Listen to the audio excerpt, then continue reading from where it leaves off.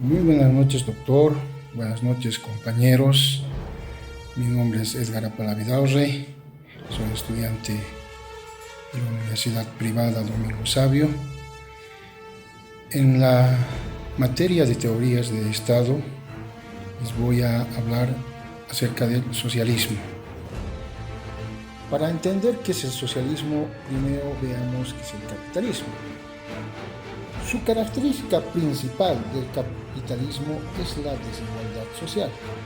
El capitalismo funciona gracias a la ganancia de los empresarios, de los capitalistas, y esto se logra a través de la explotación de la enorme mayoría de la población. ¿Qué significa esto? Que una ultra minoría de la población posee los medios de producción, las tierras, los bancos, las fábricas y las empresas del mundo, mientras que la gran mayoría lo único que tiene es la capacidad para trabajar, utilizando sus brazos, su cuerpo, su cerebro, o como lo llamaba Marx, su fuerza de trabajo, y venderla en el mercado a cambio de un salario. Entonces la riqueza se genera como colectiva, la hacen los trabajadores en sus extensas jornadas laborales, pero la apropiación es privada. Para el 2018, solo 26 personas tenían la misma riqueza de los 3.800 millones de personas más pobres. Vale decir que el 1% de la población mundial posee el 82% de la riqueza global. La brecha entre ricos y pobres no se achica, sino que cada vez es más grande. El objetivo del socialismo es terminar con la desigualdad, que las fábricas, las tierras dejen de estar controladas por esta minoría y pasen a ser propiedad de todos. El objetivo del capitalismo es producir para tener ganancias, no le importa las necesidades humanas.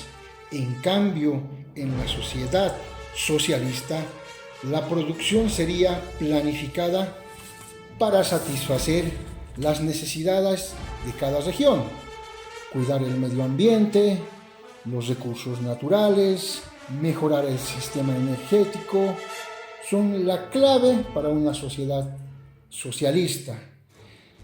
Se terminaría con las grandes corporaciones farmacéuticas que no usan la ciencia para el bien común, sino que para quienes la plata que pueden pagarlo.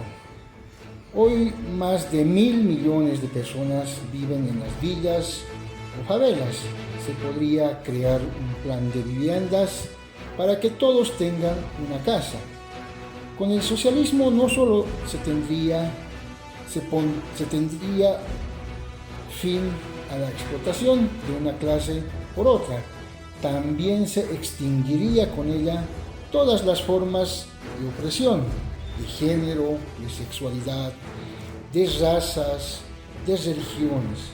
Entonces, ¿qué tiene que ver el socialismo con la idea del caos, de la muerte, de la destrucción, a lo que asocian los defensores del capitalismo? Absolutamente nada. Es el plan económico más racional que pueda existir. Lo irracional son las guerras, el hambre, la pobreza, las crisis migratorias que son constantes en el capitalismo. Puede sonar fuerte que vivimos en una dictadura, la dictadura del capital, un gobierno de una extrema minoría sobre los trabajadores que son la mayoría. En el socialismo gobierna la mayoría con una democracia donde la sociedad son los que debaten, los que votan y deciden de qué hacer con los recursos de la sociedad.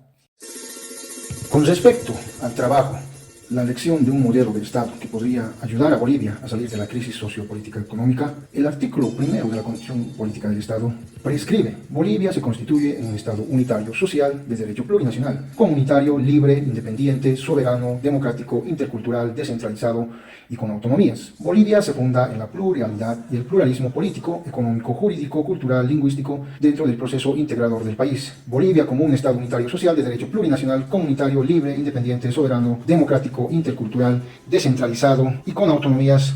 Por lo descrito, el modelo que podría coadyuvar a salir a la crisis sociopolítica y económica es el Estado unitario social de derecho plurinacional, sin lugar a dudas. Con referencia a la doctrina referente al modelo escogido, el Estado plurinacional, al referirnos Estado plurinacional, se habla de la construcción de la historia boliviana como una sucesión de afirmaciones, pues no es posible concebir el Estado plurinacional como se nos presenta, revolucionario y camino al socialismo del siglo XXI, sino a través de procesos populares construidos desde el origen de la República.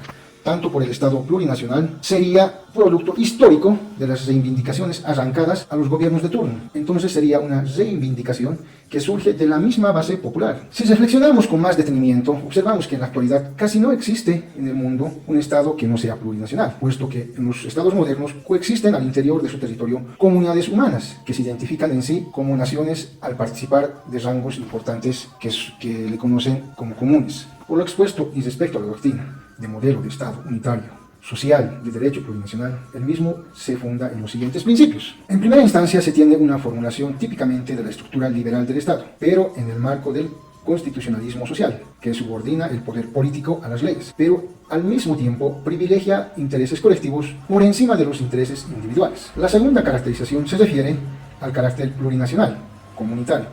Esto significa que en el Estado boliviano se están reconociendo la existencia de varias naciones, si bien hay una nación mayor, que es la nación boliviana, que está expresamente definida en el texto constitucional. Asimismo, se incluye el carácter comunitario. Esto de ninguna manera se refiere a comunismo, porque en este desaparece la propiedad privada. Reconocer el carácter comunitario del Estado no es otra cosa que reconocer las estructuras colectivas de los pueblos originarios que tienen sus experiencias, sus expresiones políticas, económicas, jurídicas, culturales en su conjunto. Bolivia se constituye en un Estado democrático. Significa que el Estado tiene un sistema político fundamentado en la elección de gobernantes por el pueblo y ejercidas de forma representativa, participativa y comunitaria. La constitución de un Estado intercultural es aquel que existe respeto a la cultura en todas las naciones bolivianas. En igualdad de condiciones, la interculturalidad es la interacción e interrelación y la comunicación mutua que existe o convencionalmente se establece entre los miembros de diversas culturas. Referente al Estado descentralizado, se debe inferir que la sociedad política jurídicamente organizada transfiere y delega por ley competencias de carácter técnico-administrativos, no privativas del órgano ejecutivo a nivel nacional. No privativas significa que un gobernador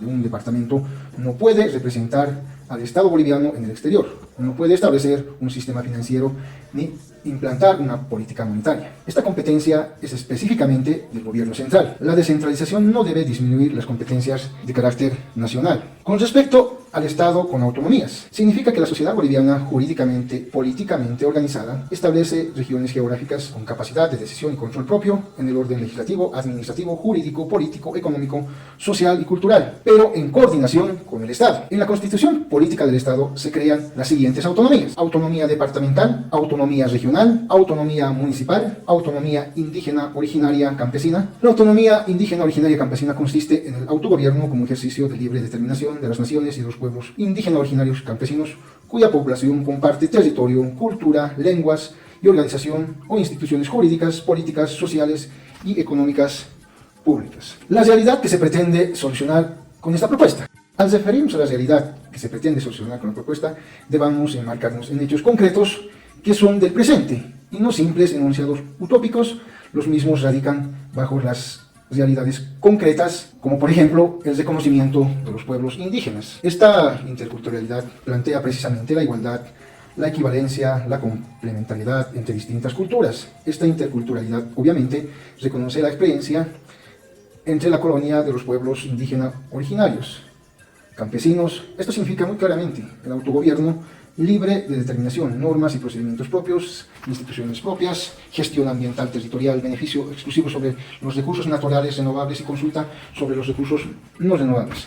En cuanto a la participación política de estas comunidades indígenas, la Constitución ha reconocido tres formas de democracia, en la cual prima la democracia participativa, después la democracia representativa, pero fundamentalmente un aporte del constitucionalismo plurinacional, que es el establecimiento de una democracia comunitaria.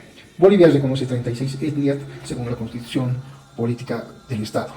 La participación efectiva de las mujeres en el ámbito político. Desde la presencia de una sola mujer en las cámaras legislativas a finales de los 70 y principios de los 80, se llegó en la actualidad a la paridad y la alternancia en las elecciones legislativas, que hoy está reglamentada. La participación de las mujeres se convirtió en parte del sentido común de la política. El cumplimiento efectivo de estos cambios que se están aprobando, que no tienen que ver no solamente de los derechos políticos, sino que llegan a asuntos tan fundamentales como es el derecho a la vida, la posibilidad de que las mujeres en cargos institucionales los ejerzan efectivamente y aporten a la política boliviana una perspectiva femenina de lo que careció desde la fundación del país.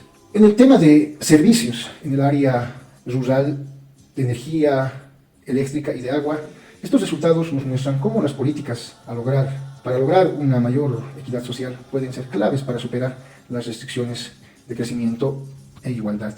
El acceso a la electrificación en los municipios rurales indica positivamente la disminución de la desigualdad, aunque no de forma absoluta, se viene trabajando en este aspecto. El tema del agua y saneamiento básico. La Constitución Política del Estado establece el acceso universal al agua potable y al saneamiento básico como derecho fundamental de las personas, siendo obligación del Estado garantizar el acceso del pueblo boliviano de estos servicios. Con esta declaración constitucional, Bolivia se constituye en un país líder en la región y el mundo por su impulso al reconocimiento internacional del derecho humano al acceso del agua y saneamiento, razón por la cual se viene trabajando plenamente en el país, como también en las áreas dispersas de los departamentos, el acceso soberano al agua, como puntual crecimiento de la comunidad y del conglomerado del Estado social. El acceso en el tema de telecomunicaciones, viviendas de carácter social, beneficios para grupos vulnerables de la sociedad. Con este modelo de Estado que rige el país se logró integrar lo que es el área rural de nuestro país con la tecnología a nivel de telecomunicaciones, lo cual implica la mayor cobertura y acceso de telefonía, internet, televisión satelital en beneficio de la población.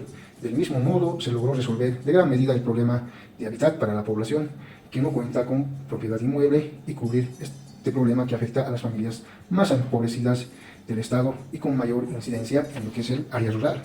Finalmente, el modelo de Estado actual, velando por los sectores más vulnerables de la sociedad boliviana, como las personas de la tercera edad, los discapacitados, la niñez, que se encuentran otorgando beneficios a nivel económico que le permitan mejorar la calidad de vida de estos sectores. Muchas gracias, doctor.